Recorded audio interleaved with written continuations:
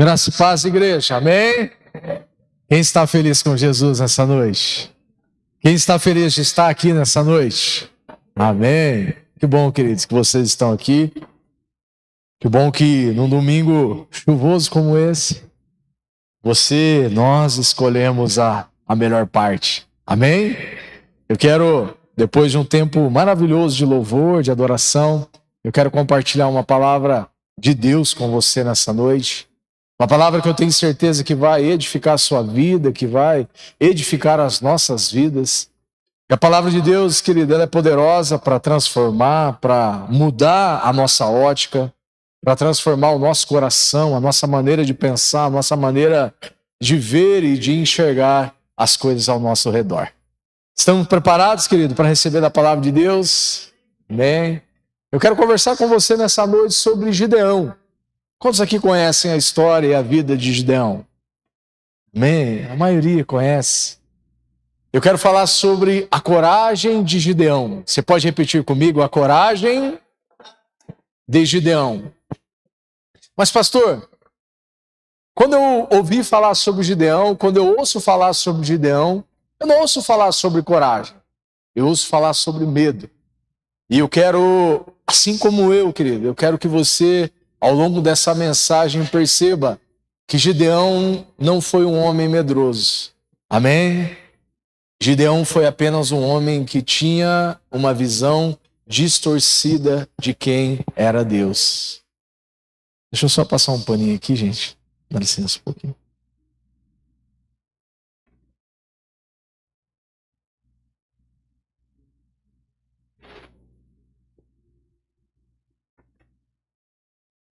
Gideão, querido, não foi alguém medroso. Ele só tinha uma visão distorcida de quem era Deus. Quero compartilhar um texto da palavra de Deus, querido, lá no livro de Juízes, o capítulo de número 6. Nós vamos ler aqui quase que o texto inteiro, mas nós vamos ler em algumas etapas e você vai perceber ao longo da palavra de Deus aqui que Gideão, ele era um homem corajoso, querido. Juízes, capítulo de número 6.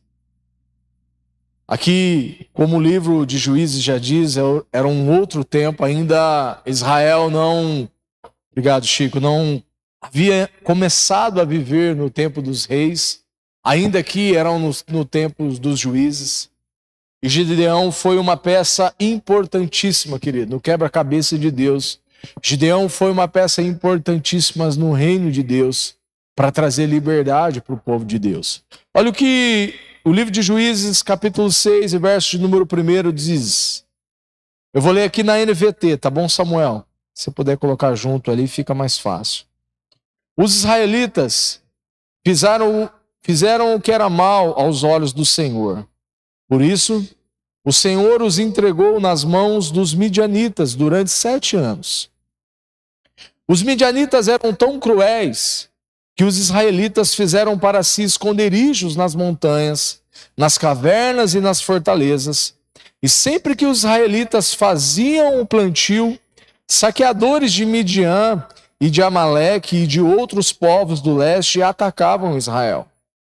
Acampavam na terra e destruíam as plantações até Gaza. Levavam ovelhas, bois, jumentos e não deixavam coisa alguma para Israel comer.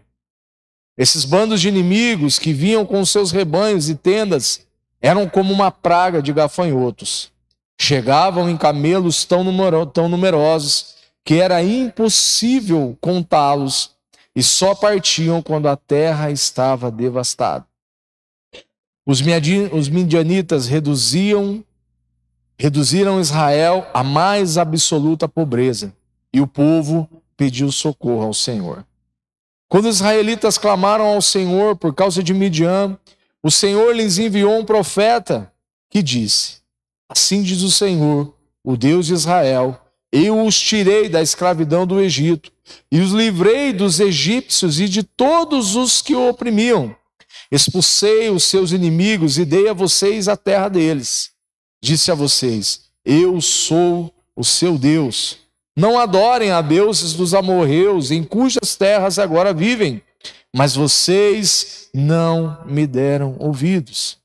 Então o anjo do Senhor veio e sentou-se debaixo do grande carvalho em Ofra, que pertencia a Joás, do clã de Abiezer. Gideão, filho de Joás, estava debulhando o trigo no fundo de uma prensa de uvas, a fim de não ser descobertos pelos midianitas. O anjo do Senhor apareceu a Gideão e disse: o Senhor está com você, guerreiro corajoso. Gideão respondeu: meu Senhor, se o Senhor está conosco, por que nos aconteceu tudo isso? Onde estão os milagres de que os nossos antepassados nos falaram? Acaso não disseram: o Senhor nos tirou do Egito? Agora, porém, o Senhor nos abandonou e nos entregou nas mãos dos midianitas. Então o Senhor se voltou para ele e disse: vá com a força que você tem e liberte Israel dos midianitas. Sou eu quem o envia. Mas Senhor, como posso libertar Israel? Perguntou Gideão. Meu clã é o mais fraco de toda a tribo de Manassés, e eu sou o menos importante da minha família. Certamente estarei com você, disse o Senhor, e você destruirá os midianitas como se estivesse lutando com um só homem. Até aqui, querido. Primeiro a gente precisa entender qual que era o contexto em que a história, a vida de Gideão aparece aqui em Juízes, capítulo de número 6. O contexto aqui, o texto ele é muito claro. Quando diz lá no verso 1 do capítulo de número 6, vai dizer que o povo havia feito o que era mal aos olhos do Senhor. O povo havia se afastado mais uma vez dos caminhos do Senhor.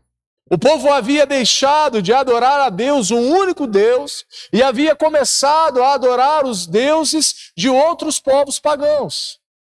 E se você perceber ao longo da história do povo de Israel, querido, quantas vezes o povo se desvia do Senhor, quantas vezes o povo adora a deuses estranhos, e muitas vezes esses mesmos deuses que o povo estava adorando eram deuses que Deus havia falado para que o povo se apartasse deles. O povo havia feito o que era mal, querido, aos olhos do Senhor. E durante 7 anos, Deus, o próprio Senhor, entregou o seu povo nas mãos dos midianitas. Poxa, pastor, Deus era ruim, né? Querido, Deus nunca foi ruim. Deus, ele era, ele é e ele continua sendo justo. Posso ouvir um amém? A diferença, querido, é que nesse tempo, Jesus não havia nascido ainda. Jesus não havia pagado o preço pelo meu, pelo seu, pelo nosso pecado. E da mesma maneira que o povo se afastava de Deus e adorava a outros deuses, Deus era justo com aquilo que ele havia prometido ao seu povo. Desde o início, queridos, se nós lermos lá em Deuteronômio, Deus vai dizer: eis que coloco diante de vocês a bênção e a maldição. Escolhem, pois, a vida. E por muitas vezes o povo de Israel, querido, ele se desvia da vida. Ele se desvia dos caminhos que Deus havia prometido para ele. E essa palavra, esse texto aqui de Gideão, ele mostra claramente o que havia acontecido, querido. Durante 7 anos, Deus permitiu que os midianitas e os amalequitas e outros povos do Oriente invadissem e oprimissem o povo de Israel. Por muito tempo a gente percebe, querido, ao longo da Bíblia, que haviam sempre guerras entre nações. Você percebe isso no Antigo Testamento? Só que aqui era uma guerra diferente. Porque os amalequitas e os midianitas, eles não entravam nas plantações do povo de Deus e eles saqueavam e eles levavam embora, como era de costume. Quando existiam essas guerras, uma nação subjugava a outra, eles destruíam tudo e levavam para si os despojos. Levavam para si os animais, levavam para si o gado, levavam para si as coisas mais valiosas. Nesse caso aqui é diferente. Nesse caso, os midianitas e os amalequitas, eles iam, subjugavam o povo de Israel e eles destruíam toda a plantação, toda a agricultura daquele povo. O texto ele é muito claro, querido, quando ele diz que o povo de Israel começou a fugir, a se esconder em cavernas com medo dos midianitas. Até que um dia, querido, Deus encontrou um homem chamado Gideão. E Gideão, a história conta que ele estava malhando o trigo, ele estava debulhando o trigo, ele estava manuseando o trigo num lagar, numa prensa de uvas. Pastor, por que Gideão, o texto diz que ele estava malhando o trigo num lagar? Se nós entendemos, querido, o contexto do que é um lugar apropriado para se malhar o trigo não se malha num lagar, queridos. O trigo se malha, se processa em uma eira. Pastor, o que era uma eira? Uma eira era um lugar plano, um lugar espaçoso, onde os grãos poderiam ser trabalhados, onde os grãos eram lançados para cima, onde o próprio vento vinha e separava a palha dos grãos. Um lagar, uma prensa de uvas é um lugar totalmente diferente. É um lugar pequeno, é um lugar apertado, onde as uvas são pisadas. E não é um lugar plano. É um lugar onde existem cavidades, onde existem desníveis para que o sumo da uva, para que o líquido extraído da uva, ele descesse por essas cavidades e ele chegasse até o recipiente onde ele ia ser armazenado. Mas sabe qual que é a primeira coisa que me chama a atenção no texto, querido? A primeira coisa que me chamou a atenção aqui é quando diz que o povo de Israel, ele pede socorro a Deus quando a situação estava insuportável. O povo de Israel, querido, sabe quando as coisas vão acontecendo nas nossas vidas? Sabe como alguma situação ela vai perdurando nas nossas vidas? Sabe quando um problema ele vai tomando uma proporção tão grande, e quando nós vamos pedir socorro, e quando nós vamos pedir ajuda, a coisa já está de um tamanho enorme. Foi isso que aconteceu com o povo de Israel, querido. O povo de Israel foi se distanciando do Senhor. O povo de Israel foi se afastando dos caminhos do Senhor. O povo de Israel foi se afastando da presença do Senhor. E a primeira observação que eu quero fazer com você nessa noite é quantas vezes eu e você, nós também só procuramos ajuda como quando chegamos em uma situação insuportável. Quantas vezes, queridos, nós como pastores vamos atender casais no nosso gabinete. E quando esses casais muitas vezes nos procuram, já existe uma situação tão difícil, querido, que talvez se nos procurasse há 6 meses atrás, talvez há 1 ano atrás, quando ainda a situação era controlada, quando ainda aquilo que eles começaram a viver era algo simples de se resolver. Mas aquilo vai se perdurando durante tempos e durante anos. E quando muitas vezes esses casais nos procuram, o casamento já está numa situação difícil. Quantas vezes, querido, eu e você, alguma situação da nossa vida, nós não estamos vivendo dessa forma? Quantas vezes nós, querido, não demoramos a pedir socorro, a pedir ajuda para Deus ou para alguém que pode nos ajudar? Quantas situações difíceis, querido, na minha, na sua vida, na nossa vida, nós poderíamos ter evitado se nós tivéssemos pedido socorro antes. O texto é muito claro, meus irmãos, e a história de Gideão é uma história fantástica. O povo foi se afastando de Deus. O povo foi se afastando dos caminhos do Senhor. O povo, ao invés de se aproximar de Deus, de viver aquilo que Deus havia prometido, das promessas do Senhor, o povo de Israel começa a se afastar e começa a servir a outros deuses pagãos. Só quando nós lemos a palavra de Deus parece algo romântico para nós. Mas quantas vezes, meus irmãos, nós também não nos afastamos dos caminhos do Senhor?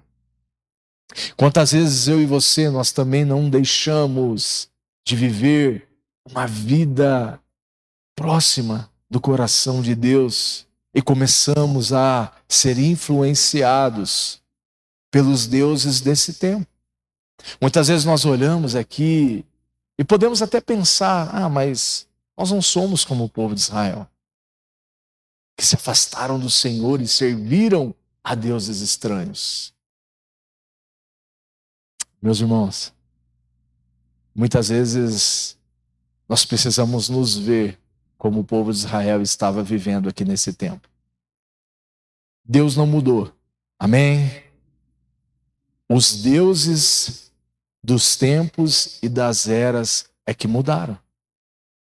Quantas pessoas hoje, querido, poderiam estar aqui, mas talvez não estão aqui por causa do trabalho, não estão aqui porque estão cansadas num domingo como esse.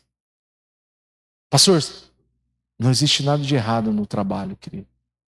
Quantas pessoas, assim como nós, poderíamos estar vivendo, servindo a Deus, servindo o reino de Deus, servindo a igreja de Deus com os seus dons e com os seus talentos, mas não estão servindo por causa do dinheiro. Deus não mudou. Os deuses, através das eras, mudaram.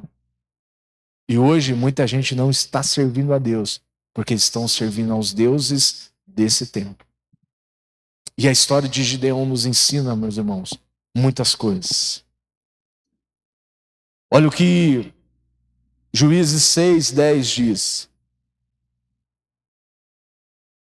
Disse a vocês: eu sou o seu Deus. Não adorem aos deuses dos amorreus, em cujas terras agora vivem, mas vocês não me deram ouvidos. Quantas vezes, meus irmãos, nós não temos dado ouvidos ao Senhor? Verso de número 11. Então o anjo do Senhor veio, sentou-se debaixo do grande carvalho em Ofra, que pertencia a Joás, do clã de Abiezer. Gideão, filho de Joás, estava debulhando o trigo no fundo de uma prensa de uvas, a fim de não ser descobertos pelos midianitas. Gideão estava se escondendo, querido. E assim como Gideão, nós podemos perceber muitas pessoas hoje, nesse tempo, se escondendo ou tentando se esconder. Quantas vezes nós já fizemos isso? Tentamos nos esconder de Deus. Tentamos pensar que estamos enganando a Deus. Mas uma outra observação que eu quero fazer com você nesse texto. Quando a palavra de Deus diz que Gideão estava malhando o trigo no lagar, eu quero tirar com você outro aprendizado muito importante desse texto. Gideão, querido, estava fazendo o possível com aquilo que ele tinha nas mãos. O propósito aqui, querido, do povo inimigo não era entrar ali, roubar aquele lugar, saquear o povo de Israel e levar embora. O texto diz que o propósito do povo inimigo aqui era de destruir tudo aquilo que o povo de Israel plantava e tudo aquilo que o povo de Israel iria colher. Há uma estratégia, querido, do mal. Há uma estratégia das trevas, querido, que continua operando ao longo das eras. O inimigo não quer roubar aqui, querido, o povo de Israel. Ele só quer destruir aquilo que o povo de Israel plantava para que eles não colhessem. Eles não saqueavam, eles não levavam os despojos embora. O único intento do mal aqui era destruir tudo aquilo que eles plantavam. Então, querido, aparece Gideão malhando trigo no lagar. O lagar aqui, querido, significa aquilo que Gideão tinha nas mãos. Você pode repetir comigo? Lagar significa aquilo que Gideão tinha nas mãos. Segundo aprendizado, querido, que nós podemos tirar desse texto. Não espere ter mais recursos para fazer algo. Não espere um momento melhor ou uma condição melhor para fazer algo para Deus. Quantas vezes nós já passou pela nossa cabeça? O dia que eu tiver mais recurso, eu vou investir no reino de Deus. Eu não vou pedir para levantar a mão, querido. Mas quantas vezes nós não pensamos assim? O dia que eu ganhar mais, eu vou ofertar mais na casa do Senhor. Eu vou dizimar mais. Eu vou abençoar mais. E sabe o que acontece, querido? Quando nós temos esse tipo de pensamento, nós sempre ficamos esperando. E nós nunca temos uma ação. O dia que eu tiver mais tempo, pastor, o dia que eu tiver mais tempo, eu vou servir na igreja. O dia que eu tiver mais tempo, eu vou servir na porta da igreja. O dia que eu tiver mais tempo, eu vou servir no ministério infantil. O dia que eu tiver mais tempo, eu vou. E a gente descobre o quê? Que cada dia que passa, nós temos menos tempo. O que Gideão tinha nas mãos, meus irmãos, naquele tempo, era só aquele lagar. O que sobrou para Gideão naquele tempo foi malhar trigo no lugar das uvas. É malhar num lugar inapropriado. É malhar muitas vezes num lugar em que ele não iria ter conquista, querido. Em malhar trigo naquele lugar.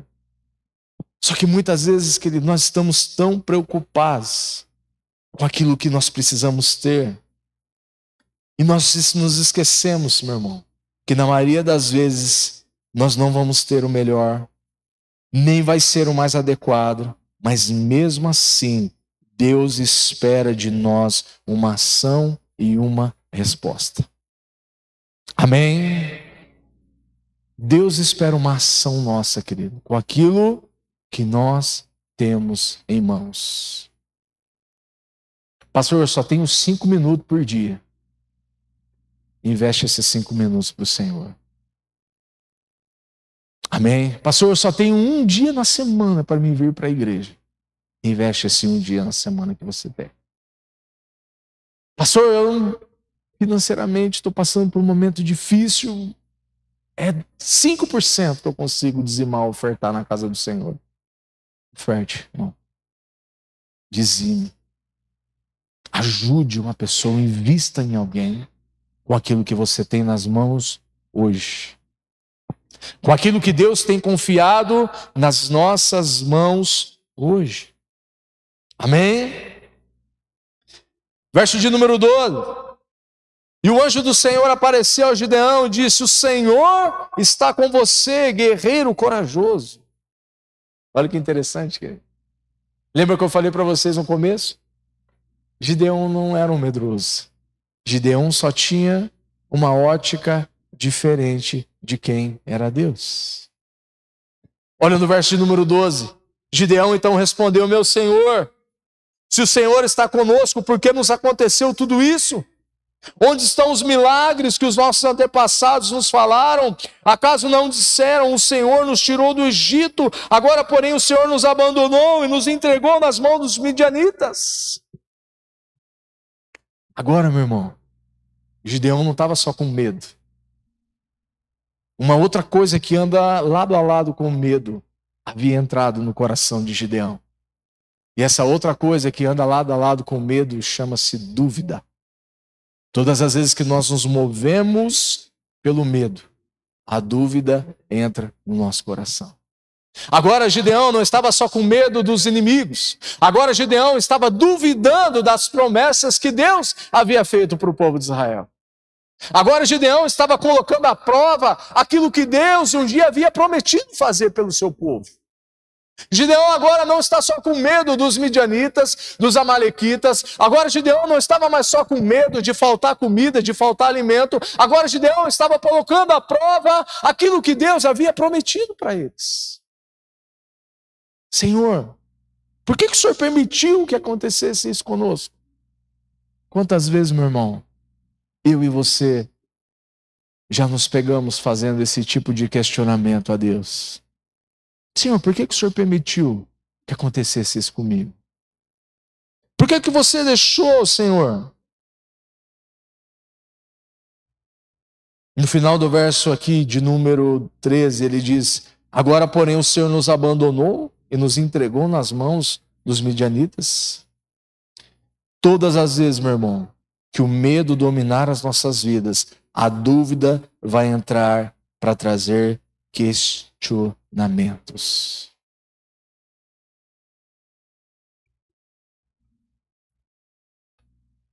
Se o Senhor está conosco, por que isso nos aconteceu? A dúvida é algo muito sutil, querido. E uma vez que ela entra, querido, na nossa vida, uma vez que ela entra na nossa casa, uma vez que ela entra no nosso casamento, uma vez que ela entra no nosso ministério, ela causa estragos terríveis. Terceira observação, querido. Gideão questiona a Deus: onde estão os milagres que os nossos antepassados nos disseram? Gideão questiona a Deus, querido, sobre aqueles milagres que Deus havia feito desde o início, desde quando o povo estava no Egito. Querido, se nós lermos o Antigo Testamento, você vai perceber quantos milagres Deus operava, querido, na vida do povo. Quantos milagres, querido, que Deus operou durante todos aqueles anos que aquele povo caminhou no Egito, querido. Milagres de provisão. O povo tinha um maná caindo do céu, o povo tinha carne dos corvos, o povo, querido, as vestes não envelheciam, os sapatos não se desgastavam. Milagre atrás de milagre.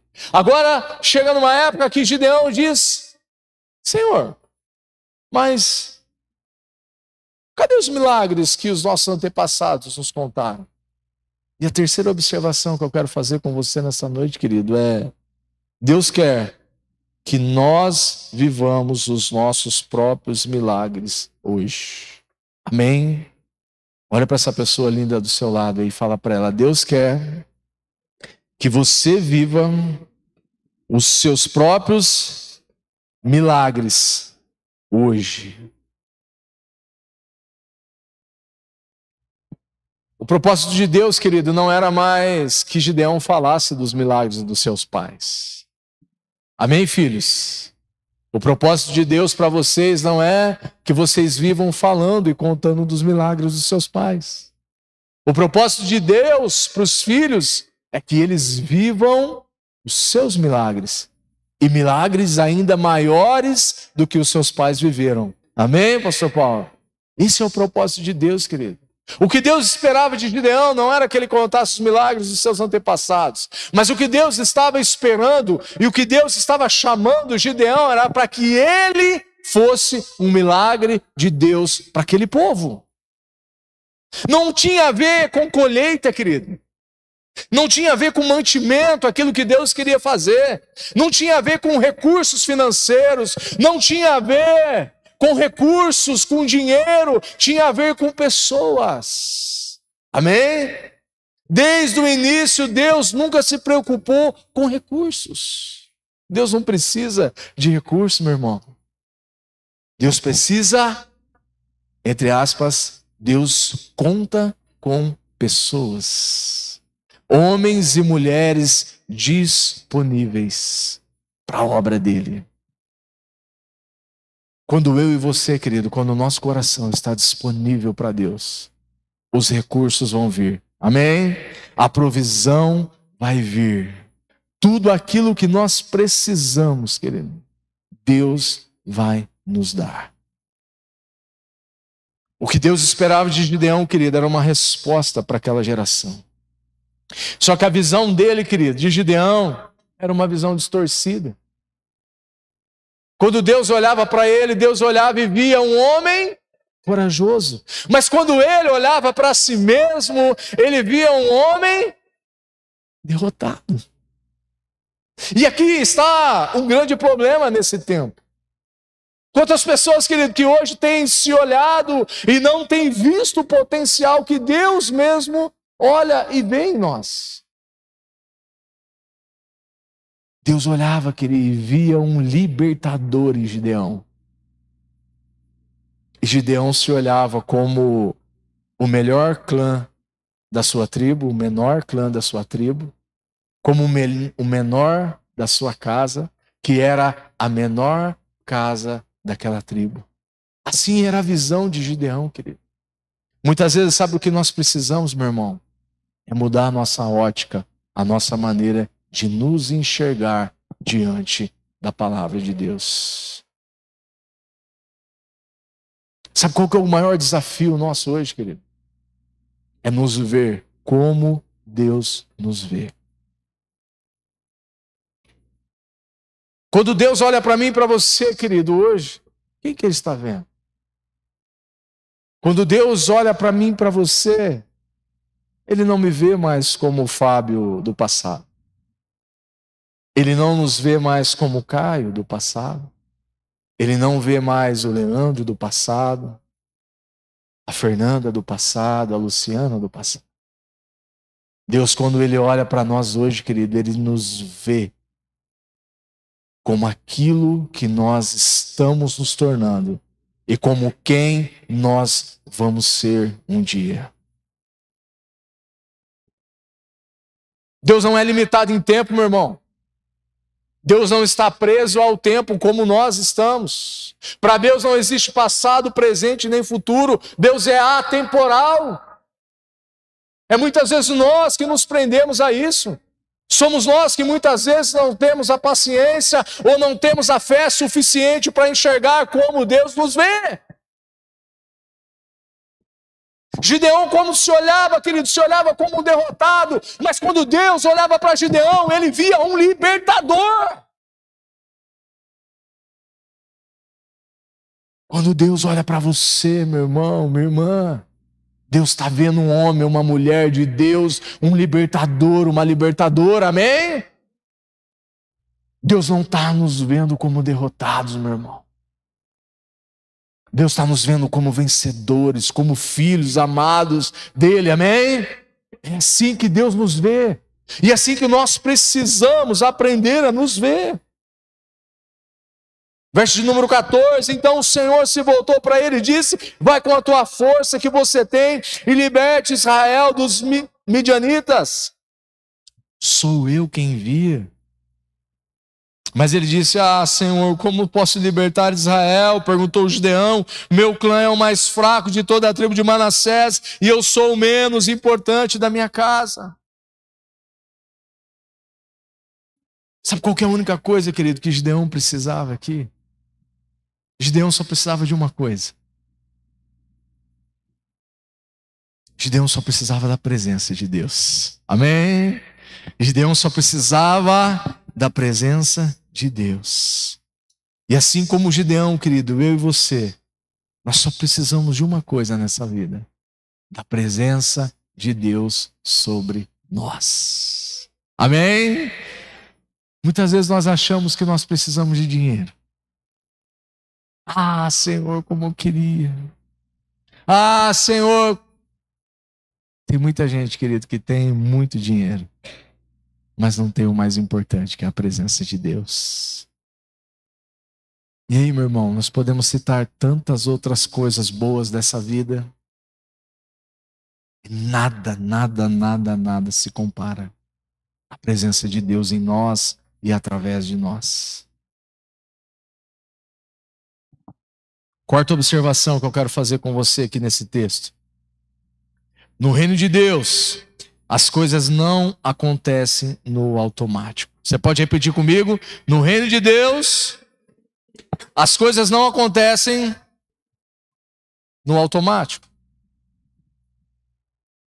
Dá uma olhada comigo aqui, querido, depois do verso de número 16. Vai lá para o verso de número 27, junto comigo aqui de Juízes 6.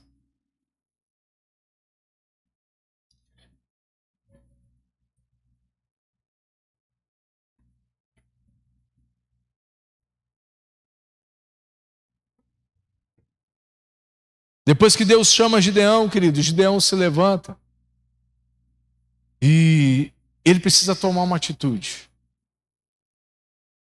Gideão aqui, ele precisa se posicionar diante do Senhor. Por isso que eu disse que essa observação ela é muito importante para nós. As coisas no reino de Deus não acontecem aleatoriamente ou automaticamente. Deus fala com Gideão que era necessário derrubar os altares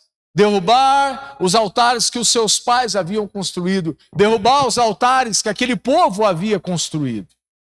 Então Gideão e 10 homens, guarda esse número com você, 10 homens. Gideão chama o seu exército de 10 homens. 10 homens, querido. E eles vão lá e eles derrubam o altar de Baal, o poste de Acerá, os touros que existiam naquele tempo. Só que eles fazem isso à noite, querido, com medo do povo. E quando amanhece, quando amanheceu, não tinha mais altar de Baal. Não tinha mais poste de Acerá. Não existiam mais os touros daquele povo. Imagina que o povo estava adorando Gideão, né? O povo queria matar Gideão, queria acabar com a vida dele. E Gideão teve que se posicionar, querido, diante do Senhor. O que eu aprendo aqui, meu irmão, o que nós precisamos aprender com Gideão é que nós precisamos ser intencionais quando o assunto são as coisas do reino de Deus. Nós precisamos ser mais intencionais na oração, na adoração. Nós precisamos ser intencionais em tudo o que nós fazemos. Tudo que nós fazemos, querido, nós estamos adorando a Deus. Tudo que nós estamos fazendo aqui nessa terra, nós estamos adorando a Deus. Tudo o que nós estamos fazendo nesse tempo, nós estamos adorando a Deus. Amém? A louça que eu e você lava em casa, eu bem pouco, para falar a verdade. Prefiro fazer outros serviços lá para ajudar a pastora Tânia. Eu faço outras coisas daí. Mas o banheiro, querido, que você lava, que muitas vezes nós lavamos, a casa que você limpa, nós estamos adorando a Deus.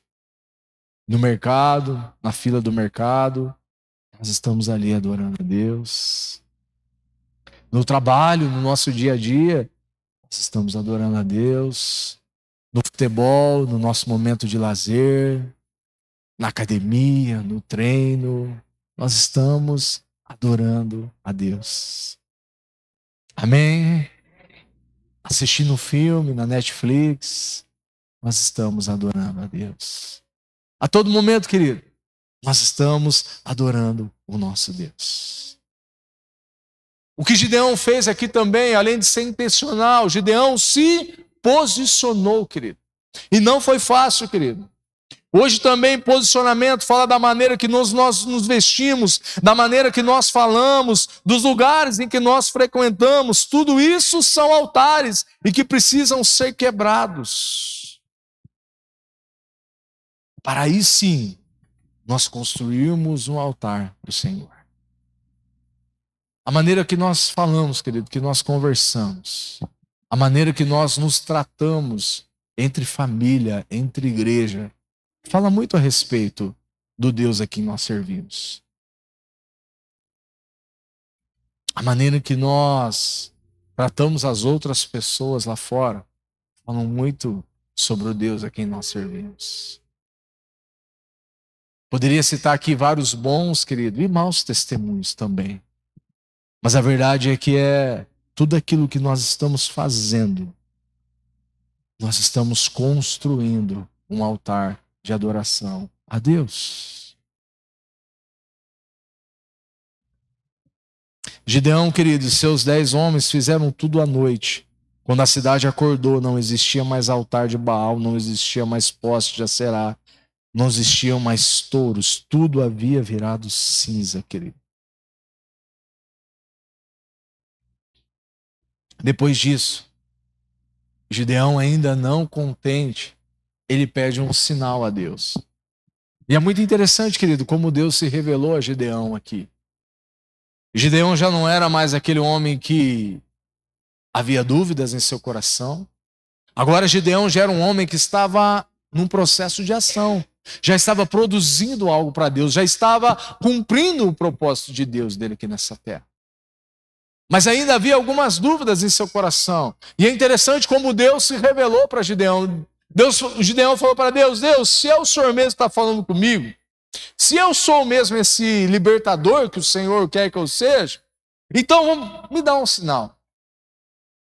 Ele pegou um novelo de lã, irmão, e ele colocou para fora da sua tenda, para fora da sua casa, e falou: Deus, se amanhã cedo tudo ao meu redor estiver seco e esse novelo de lã estiver molhado, eu vou entender que é o Senhor que está falando comigo. Depois de tudo isso, o dia amanheceu, a Bíblia diz que Gideão foi lá, pegou aquele novelo de lã, querido, e encheu uma vasilha com orvalho. Tudo ao seu redor estava seco e o novelo de lã estava molhado. Pensa que não? Gideão fala: Senhor, me perdoa, mas eu preciso de mais, de mais uma confirmação do Senhor. Ah, querido, é interessante a história de Gideão. Quantas vezes, meu irmão, nós não nos vemos como Gideão. Deus fala conosco, Deus revela a nós. Deus, mas eu preciso de uma confirmação. E agora, sabe o que Gideão fez? Ah, Deus, então tá bom, eu preciso de mais uma confirmação agora. Eu quero que o Senhor molhe tudo ao redor desse novelo de lã. E que a única coisa que fica seca é esse novelo de lã. E a Bíblia vai dizer que ele dorme, ele acorda, e quando ele chega lá, no quintal da sua casa, ele vê tudo molhado ao seu redor. E aquele novelo de lã, sequinho, sequinho, sequinho.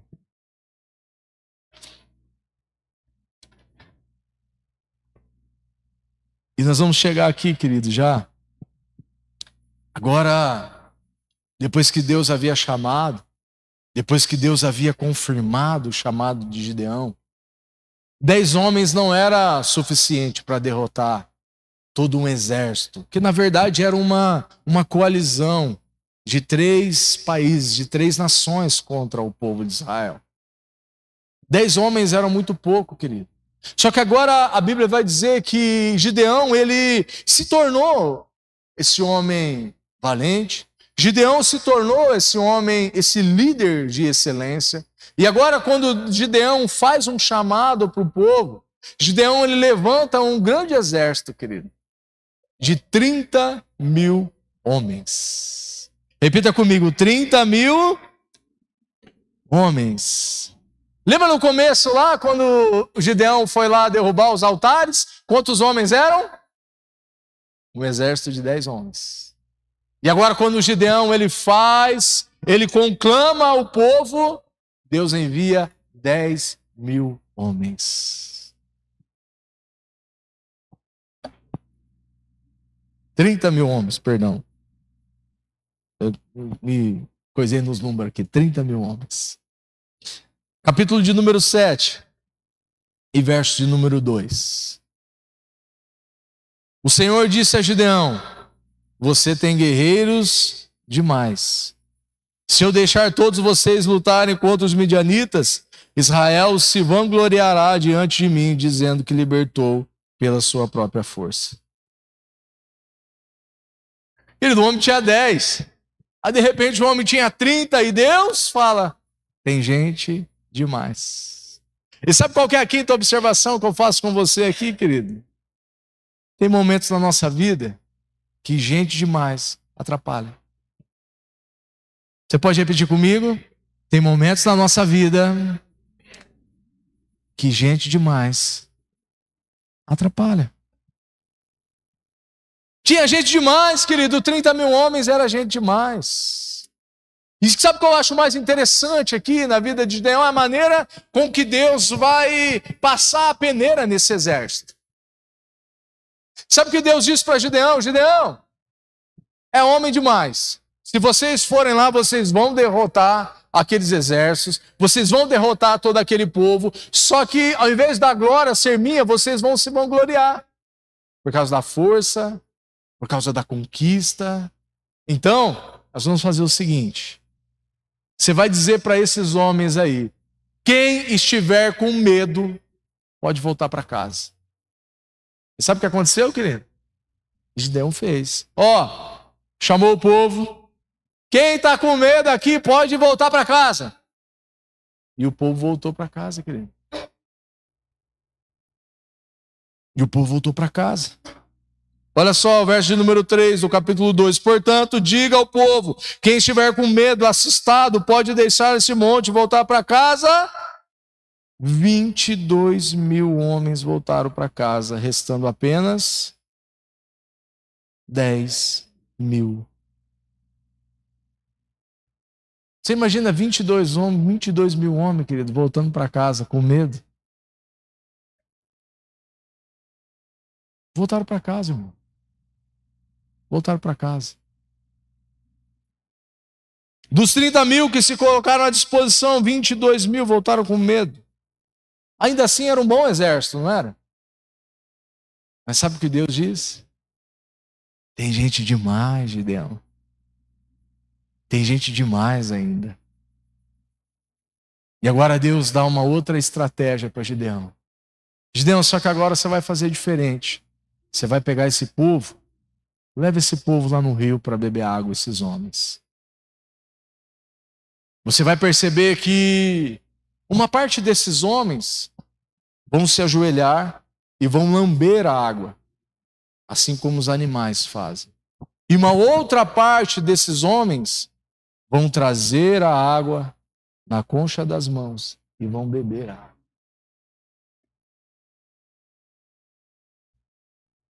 10.000. Certo? 10.000. 9.700 homens se ajoelharam e lamberam a água como animais. Sobrou quantos? 300. Mais 9.700 homens, voltando para casa.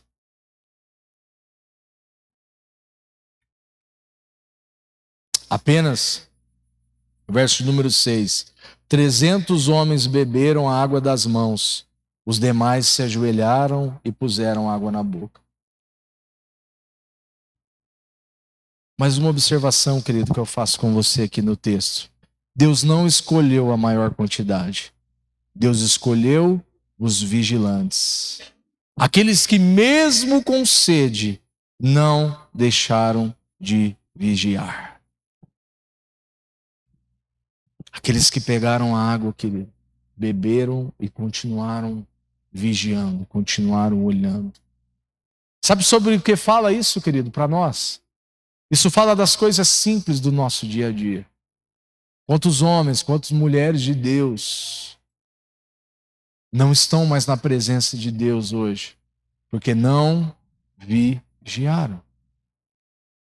Quantos guerreiros, querido, homens de oração, mulheres de oração, homens e mulheres de púlpito, não estão mais na presença de Deus hoje, porque não vigiaram.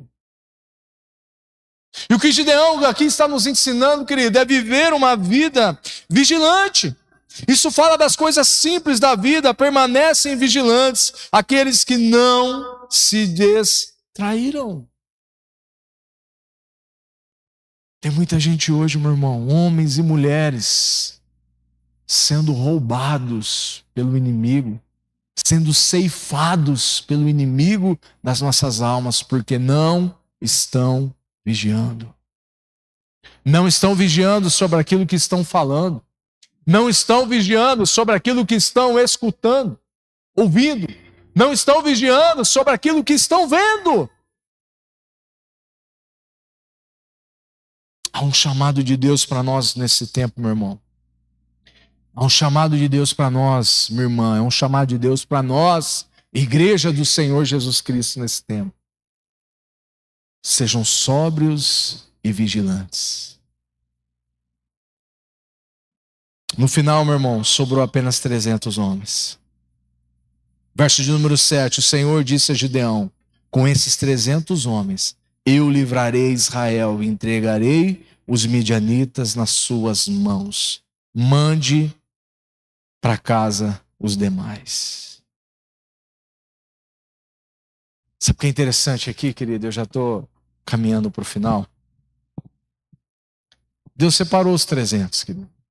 De 30.000, sobrou 300. Só que agora, Esses homens precisavam batalhar e guerrear contra os exércitos inimigos. Só que agora esses homens... Você percebe que o texto não fala de arma? Você percebe que o texto todo, que Deus vai trabalhando com o seu povo, Deus não fala de material bélico. Deus não fala de espada, Deus não fala de escudo, Deus não fala de lança, Deus não fala de arma nenhuma. E aqui no final, no capítulo de número 7, vai falar quais eram as armas desses 300. Sabe quais eram as armas desses 300, meu irmão? O povo, os 300 de Gideão, tinham 3 armas. A tocha, um vaso de barro e uma trombeta. Um vaso de barro, uma tocha e uma trombeta. Pergunta do céu para nós. Isso é arma de guerra? Isso é arma de guerra? Mas existe um significado em cada uma dessas armas. E eu quero compartilhar com você nessa noite. A tocha é o símbolo da revelação e da presença de Deus. Vou começar pelo vaso. O vaso de barro é o símbolo do ser humano frágil, limitado e simples. Segunda carta de Paulo aos Coríntios, capítulo de número 4 e verso de número 7. Agora nós mesmos somos como vasos frágeis de barro, que contém esse grande tesouro, assim fica evidente que esse grande poder vem de Deus e não de nós. A vitória vem quando o vaso é quebrado, ou seja, quando o nosso ego, a nossa autossuficiência são rendidas ao senhorio de Jesus. É quando o vaso se quebra, meu irmão, que a luz de Deus, ela é revelada nas nossas vidas. É quando o nosso ego muitas vezes é quebrado. É quando a nossa autossuficiência muitas vezes é quebrada. E aí sim Deus pode revelar aquilo que está dentro do vaso. E sabe o que está dentro do vaso, querido? A presença de Deus. O Espírito Santo de Deus. A segunda arma do povo, além do vaso de barro, era a tocha. A tocha representava a luz, o símbolo da presença, da revelação de Deus. Quando o vaso é quebrado, a tocha aparece, ilumina a escuridão. A tocha representa o fogo do Espírito Santo, a luz de Cristo que brilha através de nós. Só que a tocha só aparece quando o vaso é quebrado. A tocha só aparece quando o ego é quebrado, quando a autossuficiência, quando o orgulho ele é quebrado.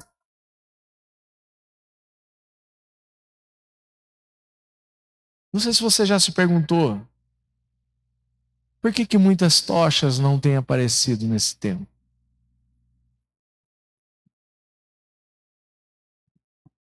Por que muitas tochas não têm brilhado nesse tempo?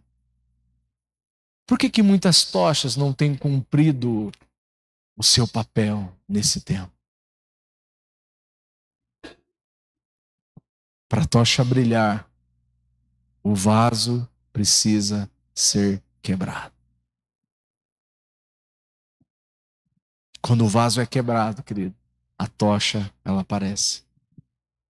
E a terceira arma de guerra do povo de Israel era a trombeta.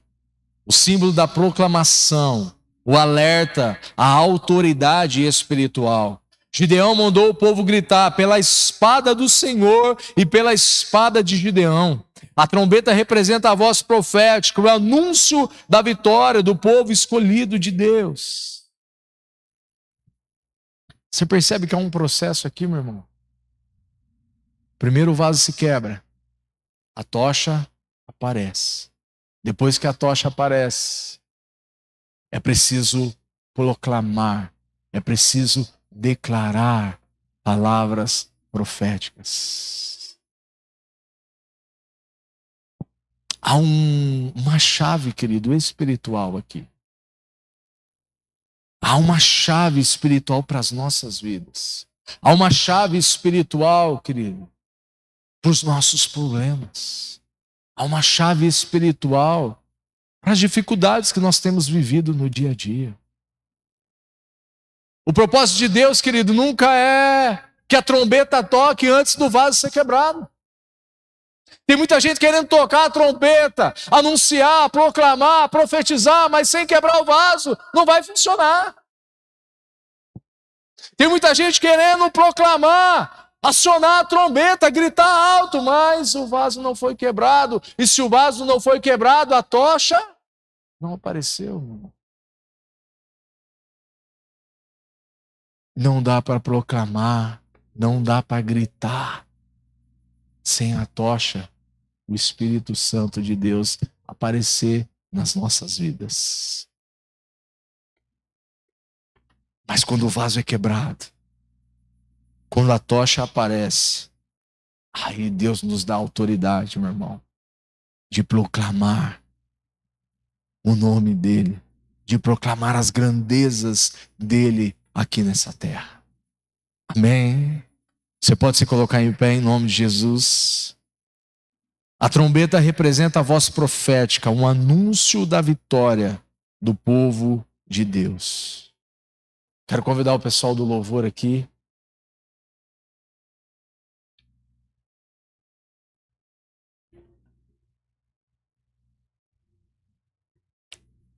Quando você ouvir falar, querido, que Gideão era um homem medroso, Gideão não era um homem medroso. Amém? Gideão é um homem que tinha uma visão distorcida de quem ele era diante de Deus. Essa mensagem, ela nasceu de uma frase que eu vi algumas vezes ao longo desses meses. Eu vi essa frase uma vez e eu fiquei pensando, meditando sobre ela. E depois de alguns meses eu vi essa frase uma outra vez e eu fiquei pensando e meditando sobre ela. E quando eu ouvi e vi essa frase pela terceira vez, eu falei, não, Deus está falando comigo.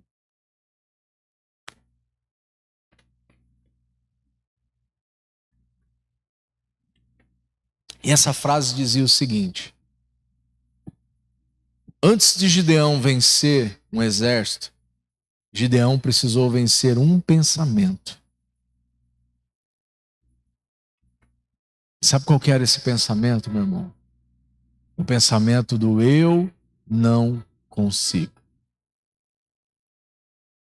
Antes de Gideão vencer, queridos, os midianitas, os amalequitas, o exército inimigo, antes de Gideão ser um instrumento de Deus para remover a vergonha, o opróbrio daquele tempo, antes de Gideão se tornar o libertador que Deus já via nele, ele precisou vencer um pensamento.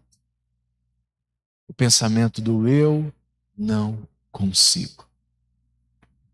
Eu não sei em qual área da sua vida, meu irmão, minha irmã, ainda existe os eu não consigo. Mas eu quero te convidar nessa noite a você fechar os teus olhos e a você render a Deus esse eu não consigo a Ele.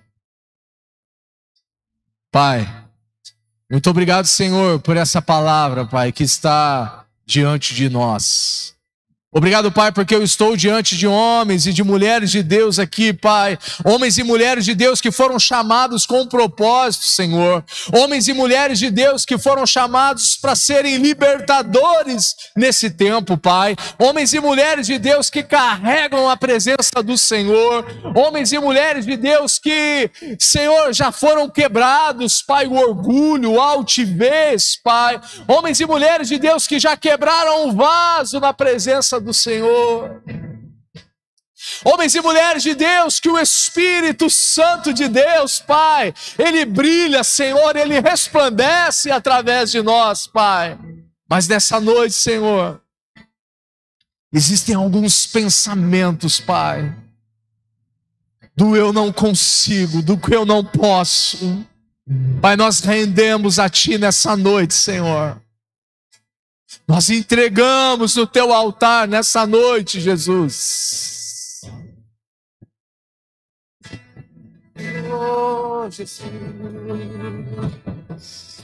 O inimigo tenta se barato,